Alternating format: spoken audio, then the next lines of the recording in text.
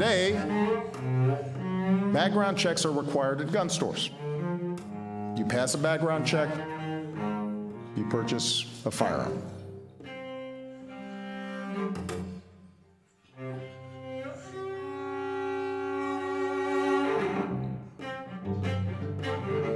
The problem is, some gun sellers have been operating under a different set of rules. A violent felon can buy the exact same weapon over the internet with no background check. No questions asked.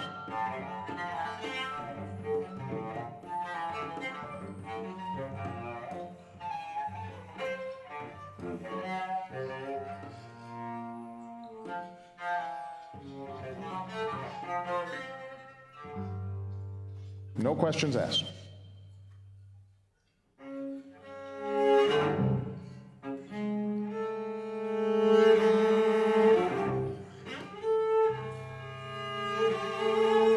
A recent study found that about 1 in 30 people looking to buy guns on one website had criminal records.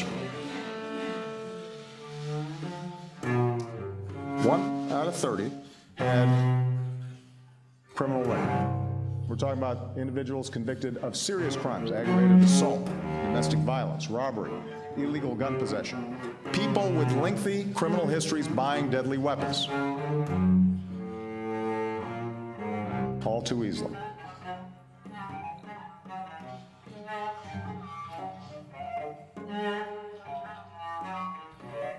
All too easily. And this was just one website within the span of a few months.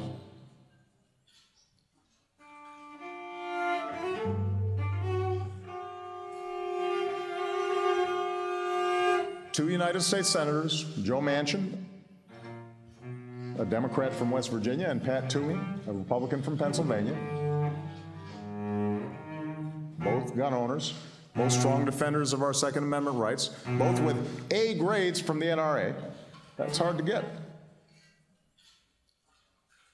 Work together in good faith, consulting with folks like our Vice President, who's been a champion on this for a long time, to write a common sense compromise bill that would have required virtually everyone who buys a gun to get a background check. That was it. Pretty common sense stuff.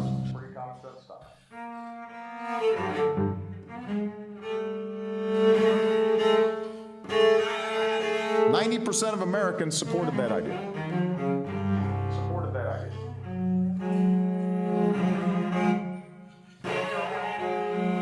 90% of Democrats in the Senate voted for that idea.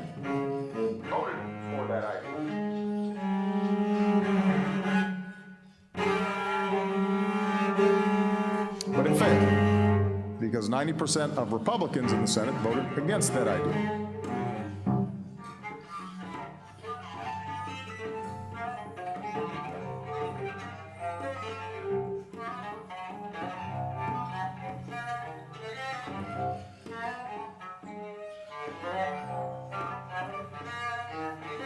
But it failed, because 90% of Republicans in the Senate voted against that idea.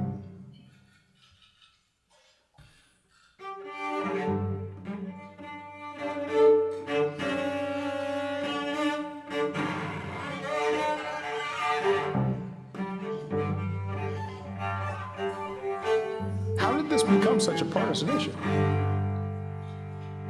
Republican President George W. Bush once said, "I believe in background checks at gun shows or anywhere to make sure that guns don't get into the hands of people that shouldn't have them."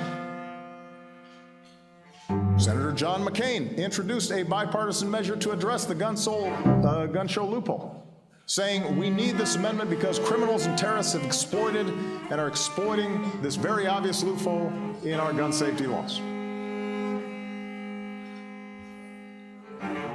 Even the NRA used to support expanded background checks.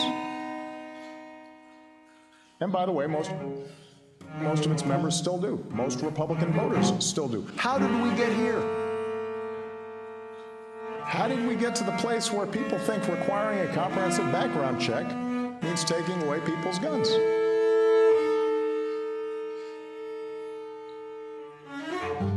Each each time this comes up, we are fed the excuse that common sense reforms like background checks might not have stopped the last massacre,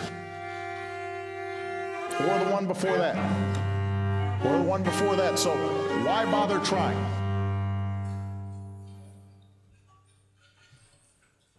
I reject that thinking.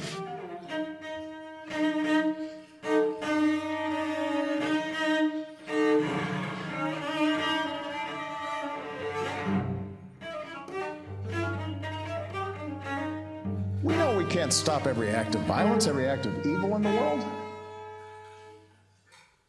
But maybe we could try to stop one act of evil, one act of violence. We maybe can't save everybody, but we could save some. Just as we don't prevent all traffic accidents, but we take steps to try to reduce traffic accidents.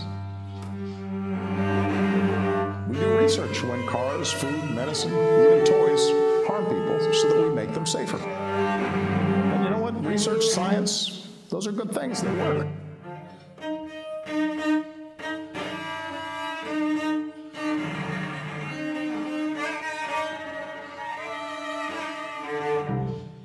But think about this. When it comes to an inherently deadly weapon, nobody argues that guns are potentially deadly. Weapons that kill tens of thousands of Americans every year. Congress actually voted to make it harder for public health experts to conduct research into gun violence. Made it harder to collect data and facts and develop strategies to reduce gun violence. Even after San Bernardino, they've refused to make it harder for terrorist suspects who can't get on a plane to buy semi-automatic weapons. That's not right.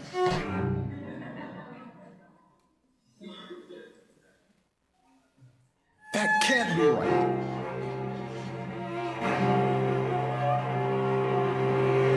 So the gun lobby may be holding Congress hostage right now, but they cannot hold America hostage.